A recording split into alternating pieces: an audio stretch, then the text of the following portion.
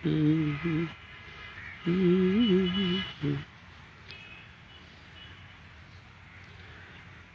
वालेकुम सारे दोस्तों का की हाल आ। मैं थोड़ा अपना वीर अखलाक टोबे वाला अज बहुत दिनों बाद लाइव होने का मौका मिलिया। इत्थे किते दोस्तों के नाल मैं आया सीगा ते कोई दो अज नातिया कलाम जिहड़े उन्हां दी भी वीडियो बनाई आ। वीरा उन्होंने अपलोड कर दूगा ऐसे ही पेज ते उधर ग्रुपां च भी।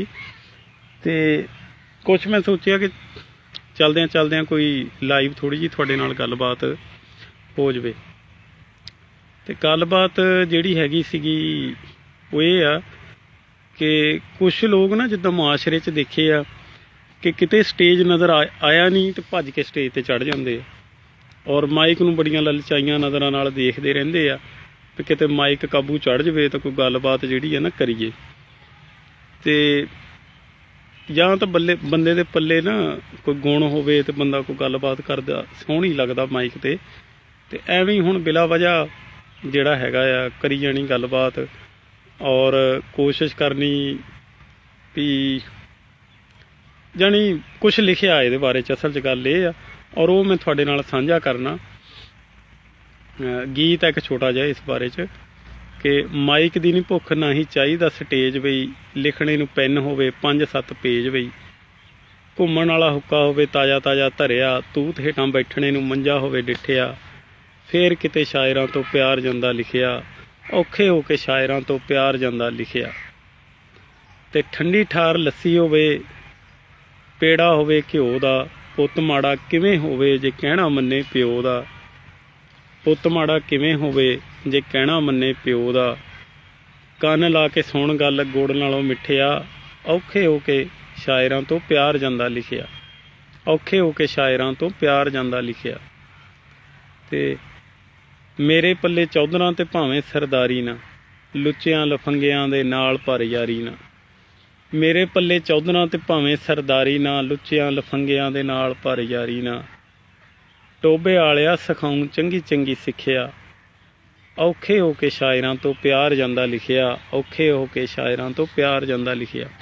अच्छा जिहड़ी माइक दी मैं गल कर रहा सी ना ये हर एक लई नहीं, ये सिर्फ किसे किसे खास बंदे लई हुंदी है भी एवें गुस्सा बहुते लोग कर जांदे आ। गल एक अद्धे लई हुंदी है ते गल उस खास बंदे लई हुंदी है जिहड़ा माइक नूं बस चिमटिया रहना चाहुंदा हुंदा ते ਉਹ कोशिश ये कर रहा ਹੁੰਦਾ कि किसी होर दी बारी ना किते माइक ते आ जाए।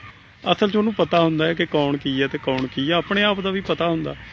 ਤੇ बाकी ਜਿਹੜੀ ਹੈਗੀ ਆ थोड़ी ਬਹੁਤੀ एक प्यार का गीत लिखिया वो भी ਤੁਹਾਡੇ ਨਾਲ ਸਾਂਝਾ करना ਤੁਹਾਡੇ ਸਾਰਿਆਂ ਦੇ नाम कि मिल गया वेल किते कम कार चों हुसन तेरे ते मैं किताब लिखूँगा चन्न तैनूं लिखूँ नाले चाननी जिहा महकां वंड रिहा कोई गुलाब लिखूँगा मिल गया वेल किते कम कार चों हुसन तेरे ते मैं किताब लिखूँगा ते वेखणे नूं बैली उंज बंदा मैं शरीफ वे सामने बिठा के तेरी लिख दूँ तारीफ वे वेखणे नूं बैली उंज बंदा मैं शरीफ वे सामने बिठा के तेरी लिख दूँ तारीफ वे सामने बिठा के तेरी लिख दूँ तारीफ वे किवें किवें हुसन निहारी जाईदा कल्ला कल्ला प्यार दा अदाब लिखूँगा मिल गया वेल किते कम कार चों हुसन तेरे ते मैं किताब लिखूँगा हुसन तेरे ते मैं किताब लिखूँगा। ते टोबे आलिया वे आउणा जग ते दोबारा नहीं तेरे बाजों जिंदगी दा पल भी गवारा नहीं टोबे आलिया वे आउणा जग ते दोबारा नहीं तेरे बाजों जिंदगी दा पल भी गवारा नहीं बाकी जो लिखाउणा बीबा तेरी मर्जी दसी जाई सारा ही जनाब लिखूँगा मिल गया वेल किते कम कार चों हुसन तेरे ते मैं किताब लिखूँगा हुसन तेरे ते मैं किताब लिखूँगा। ये सी थोड़ी जी गलबात ते बाकी जिहड़ी गलबात हुंदी आ सच्ची उहदा एडा गुस्सा भी नहीं करना चाहिदा हुंदा। ते दूई गल यह है कि शायरां दे नाल जिद भी नहीं चंगी हुंदी, शायर शायर हुंदे आ। ते बाकी कुछ ये दसना सीगा कि एक दिन जट साहब नाल बैठिया बैठिया प्रोग्राम बन रहा सीगा झंग जाना वा कुछ दोस्तों के नाल मुलाकातां करनियां और उम्मीद आ सुल्तान बाहू दरबार का भी चक्कर लगूगा। ते ਕਾਫੀ ਯਾਦਗਾਰ ਵਿਜ਼ਿਟ ਰਹੂਗਾ ਝੰਗ ਦਾ। ਜਿਸ ਤਰ੍ਹਾਂ ਪਹਿਲੇ ਜਦੋਂ ਵੀ ਜਾਈਏ ਤੇ ਹਰ ਦਫਾ ਹੀ ਕੋਈ ਯਾਦਾਂ ਲੈ ਕੇ ਆਈ ਦੀਆਂ। ਤੇ ਬਾਕੀ ਅਲਵੀ ਸਾਹਿਬ ਨੇ ਬੁਲਾਇਆ ਹੋਇਆ, ਇਨਸ਼ਾਅੱਲਾ ਅਲਵੀ ਸਾਹਿਬ ਜ਼ਰੂਰ ਹਾਜ਼ਰੀ ਹੋਊਗੀ ਤੁਹਾਡੇ ਕੋਲ ਵੀ, ਤੇ ਸ਼ਾਇਦ ਕੋਈ 1-2 ਦਿਨ ਦਾ ਸਟੇ ਵੀ ਹੋ ਜਾਵੇ। ਤੇ ਬਾਕੀ ਇੱਧਰੋਂ ਝੰਗ ਲਓ ਤਾਂ ਆਪਾਂ 1 ਦਿਨ 'ਚ ਹੀ ਗੇੜਾ ਕੱਢਿਆ ਜਾਈਦਾ। ਔਰ ਝੰਗ ਵਾਲਿਆਂ ਲਈ ਇਹ ਹੈ ਕਿ ਝੰਗ ਨਾ ਦਿਲ ਬਹੁਤ ਲੱਗਦਾ ਆ ਕੇ ਨਾ।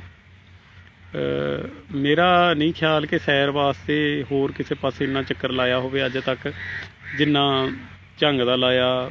ਜਾਂ ਦਰਿਆ 'ਤੇ ਵੀ ਨਾਲ ਹੀ ਸੈਰ ਹੋ ਜਾਂਦੀ ਆ, ਝੰਗ ਦੀ ਸੈਰ ਹੋ ਜਾਂਦੀ ਆ। ਔਰ ਸਾਰਾ ਜਿਹੜਾ ਹੈ ਨਾ ਬਹੁਤ ਅੱਛਾ ਔਰ ਬਹੁਤ ਪਿਆਰ ਕਰਨ ਵਾਲੇ ਲੋਕ ਆ। ਤੇ ਉਮੀਦ ਆ ਜਲਦੀ ਹੀ ਜਿਹੜਾ ਆ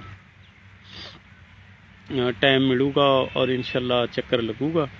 ਤੇ ਬਾਕੀ ਇਹ ਆ ਕਿ ਦੁਆਵਾਂ 'ਚ ਯਾਦ ਰੱਖਿਆ ਕਰੋ, ਹੱਸਦੇ ਵਸਦੇ ਰਹੋ, ਖੁਸ਼ ਰਹੋ, ਜੈਲਸੀ ਇੱਕ ਦੂਸਰੇ ਤੋਂ ਨਾ ਕਰਿਆ ਕਰੋ। ਹਰ ਇੱਕ ਦੇ ਕੋਲ ਆਪਣਾ ਆਪਣਾ ਫਨ ਆ ਔਰ ਹਰ ਬੰਦਾ ਹਰ ਕੁਛ ਨਹੀਂ ਹੋ ਸਕਦਾ ਨਾ। ਜਿਸ ਤਰ੍ਹਾਂ ਹੁਣ ਹਰ ਬੰਦਾ ਲਿਖ ਨਹੀਂ ਸਕਦਾ, ਲਿਖਣ ਵਾਲੇ ਨਾਲ ਐਵੇਂ ਅਗਲਾ ਜੈਲਸੀ ਕਰੇ ਤੇ ਉਹਦਾ ਫਾਇਦਾ ਕੋਈ ਨਹੀਂ ਬਣਦਾ, ਠੀਕ ਆ। ਕਿਉਂਕਿ ਸੇਬ ਦਾ ਮੁਕਾਬਲਾ ਸੇਬ ਨਾਲ ਹੁੰਦਾ। ਹੁਣ ਤੁਮਾ ਉੱਠ ਕੇ ਸੇਬ ਦਾ ਮੁਕਾਬਲਾ ਕਰੀ ਜਾਵੇ ਤੇ ਉਹ ਗੱਲ ਕੋਈ ਬਣਦੀ ਜੁੜਦੀ ਨਹੀਂ ਹੁੰਦੀ। ਉਹ ਭਾਈ ਆਪਣੇ ਆਪ ਨੂੰ ਸੇਬ ਕਿਹਾ ਮੈਂ, ਤੁਮਾ ਕਿਸੇ ਹੋਰ ਨੂੰ ਕਿਹਾ ਹੋਊਗਾ। ਤੋ ਇੱਦਾਂ ਦੇ ਹਾਸੇ ਤਮਾਸ਼ੇ ਚੱਲਦੇ ਰਹਿੰਦੇ ਆ। ਬਾਕੀ ਝੰਗ ਦੀ ਜਿੱਦਣ ਸੈਰ 'ਤੇ ਨਿਕਲੇ ਉੱਥੇ ਵੀ ਕੋਈ ਵੀਡੀਓ ਬਣਾਵਾਂਗੇ ਤਾਂ ਕਿ ਯਾਦਗਾਰ ਰਹੇ। ਤੇ ਚਲੋ ਜੀ, ਹੁਣ ਸਾਡਾ ਟਾਈਮ ਹੋ ਗਿਆ ਇੱਧਰੋਂ ਜ਼ਰਾ ਹੋਰ ਪਾਸੇ ਜਾਣ ਦਾ। ਰੱਬ ਰੱਖਾ।